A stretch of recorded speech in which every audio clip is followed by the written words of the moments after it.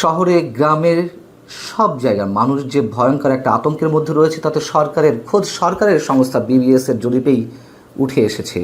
সন্ধ্যার পরে মানুষের একটি বড় অংশ ঘরের মধ্যেও নিরাপত্তা বোধ করেন না, অথচ এইগুলোকে সরকারের দায়িত্বশীল ব্যক্তিরাই সমর্থন করে আসছেন, যেগুলো মব নয়, প্রেশার গ্রুপ।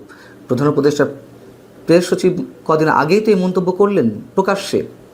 তারই ধারাবাহিকতায় এখন ডক্টর মোহাম্মদ ইউনূসের ভাষাতে, যিনি মাস্টার মাইন্ড 24 আন্দোলনের, সেই তথ্য সম্প্রচার উপদেষ্টা মাহফুজ আলম কিছুক্ষণ আগেই ফেসবুকে একটি পোস্ট দিয়েছেন মবকে জাস্টিফাই করার জন্য। সরাসরি সরকারের সমর্থনেই তাহলে মব চলছে, কথা আমরা নির্দ্বিধায় বলতে পারি।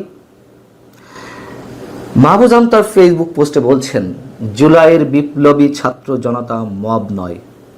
মব ভায়োলেন্স প্রতিরোধের দরকার ফ্যাসিবাদী ব্যবস্থার বিলোপ, আইনের শাসন কার্যকর ও জবাবদিহিমূলক গণতন্ত্র।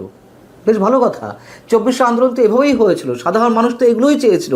শেখ হাসিনার বিরুদ্ধে দীর্ঘদিনের পুঞ্জীভূত ক্ষোভের যে বিস্ফোরণ ঘটেছিল, বা তাদের আবেগকে পুঁজি করে পেছন থেকে যারা প্লট নির্মাণ করেছিল, এভাবেই তো গণবিস্ফোরণ বা গণ অভ্যুত্থানের সৃষ্টি করেছিল। তারা তো আইনের শাসনটাই দেখতে চেয়েছিল। কিন্তু এইগুলোকে আইনের শাসন যা কিছু চলছে, এনসিপি বা জাতীয় নাগরিক পার্টি বা বৈষম্যবিরোধী ছাত্র আন্দোলনের নেতারা যা কিছু করছে, সেগুলো আইনের শাসন, নাকি আইনকে চরমভাবে বৃদ্ধাঙ্গুলি দেখিয়ে মানুষকে একটা আতঙ্কের মধ্যে রেখে তারা যা ইচ্ছে তাই করতে চাইছে? এবং সেটিকেই সমর্থন করছেন মাহফুজ আলম।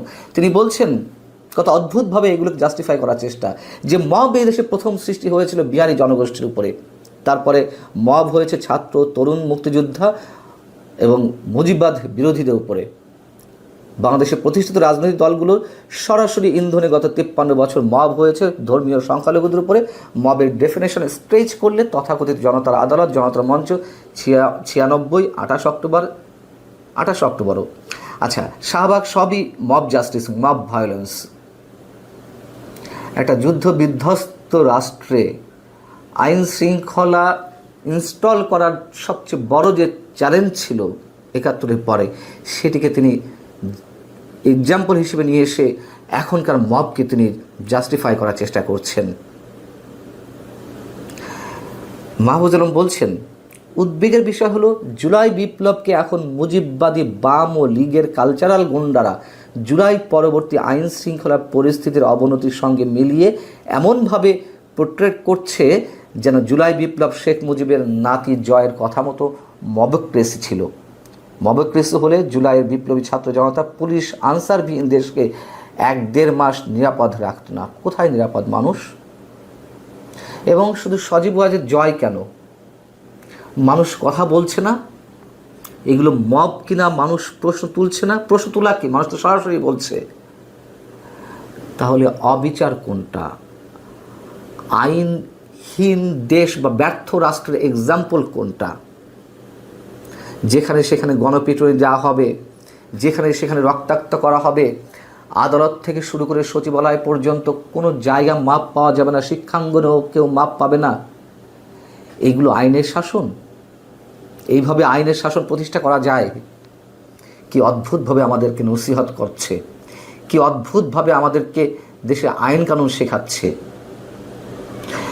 এবং তিনি বলছেন, গত কয়েক মাসে রাজনৈতিক ও সামাজিক ফ্যাসিবাদের অংশীদার না হয়েও হরে দরে মব ভায়োলেন্সের দায় নিতে হচ্ছে জুলাইয়ের বিপ্লবী ছাত্র জনতাকে। তারা সবাই বিপ্লবী যা করছে। এবং তিনি স্পষ্টভাবে বলছেন, জুলাইয়ের পরে মব হলে বা সে সুযোগ তৈরি করা হলে এত সুশীলতা আর অ্যাপোলজেটিক আলাপ আসতো না।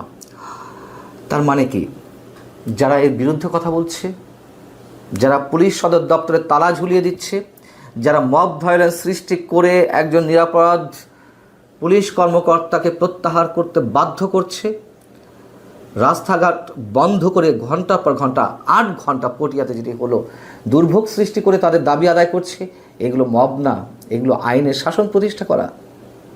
এবং যারা এর বিরুদ্ধে কথা বলছেন, তিনি কি বলছেন, যদি মব হতো তাহলে এত কথা বলা লাগতো না, কথা বলা হতো না।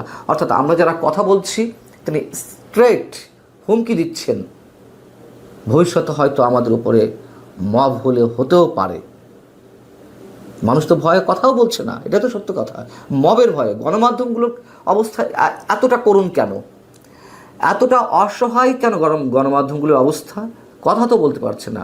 ডেইলি স্টার, প্রথম আলো, কারবালার সামনে মব ভায়োলেন্স সৃষ্টি করা হয়নি, মানে প্রয়োজনে আরও এরকম করা হবে, মানুষের দ্বারে দ্বারে করা হবে, ঘরে ঘরে করা হবে, এটাই তো বলতে চাইছেন তিনি। বলুন, আমাদের আর কি করার? আমাদের তার কথা বলা ছাড়া আর উপায় নেই। প্রয়োজনে এই কথাটুকুও বন্ধ করে দেওয়া হবে, এটুকুও বুঝতে পারছি। মাহফুজ আলম বলছেন, জুলাই বিপ্লবে দেশকে আধিপত্যবাদ ও ফ্যাসিবাদ থেকে মুক্ত করা মুক্তিকামী ছাত্র জনতাকে মব বলে জুলাইকে বিষোদ্গার করা বন্ধ করুন। স্ট্রেট বলছেন, মানে আমাদেরকে বন্ধ করতে হবে, যে কথা বলছিলাম। এবং খড়গ তো নানানভাবে নেমে আসছে, নানান ধরনের হুমকি তো পাচ্ছি। মাহফুজ আলম বলছেন, এর আগে মানে মব মানে বিপ্লবী, উদ্দেশ্যহীন, প্রতিহিংসা ও প্রতিশোধ পরায়ণ মানসিকতা লালন করা সুযোগ সন্ধানী গোষ্ঠী। জুলাইয়ের বিপ্লবী ছাত্র জনতার উদ্দেশ্য পরিষ্কার, গণতন্ত্র ও মানবাধিকারের প্রতি তাদের শ্রদ্ধা অতুল ও তারাই বাংলাদেশের ভবিষ্যৎ। আহা, কি মানবাধিকার রক্ষা করছেন আপনারা? মানে কারোর বিরুদ্ধে অভিযোগ থাকলেই তাকে চ্যাংধুলাই করে উঠে নেওয়া হচ্ছে, রক্তাক্ত করা হচ্ছে। অভিযোগ না থাকলেও আওয়ামী লীগ, ছাত্রলীগ, যুবলীগ করার কারণে শুধুমাত্র সমর্থন রয়েছে, তাদের উপর হুমকি আসছে, খড়গ নেমে আসছে, মবের শিকার হচ্ছে। এটাই মানবাধিকার? এর আগেও মাহফুজ আলম স্পষ্টত হুমকি দিয়েছেন গণমাধ্যমকে। তিনি একথা বলেছিলেন যে কোনো কোনো গণমাধ্যম গণ অভ্যুত্থান বলে না, জুলাই আন্দোলন বলে, ফ্যাসিবাদকে ফ্যাসিবাদ বলে না, আওয়ামী লীগকে ফ্যাসিবাদ বলে না। মানে গণমাধ্যমে কী বলতে হবে, কী লিখতে হবে তিনি নির্দেশনা দিয়ে দিচ্ছেন প্রকারান্তরে। এবং ওই অনুষ্ঠানে তিনি বলছিলেন, এর দায় দায়িত্ব যদি জুলাই পরিবারে বা শহীদ পরিবারের সদস্যরা নেয় তো কী করার থাকবে। তার মানে জুলাই শহীদদের তিনি পুঁজি করে এরকম হুমকি দিচ্ছেন।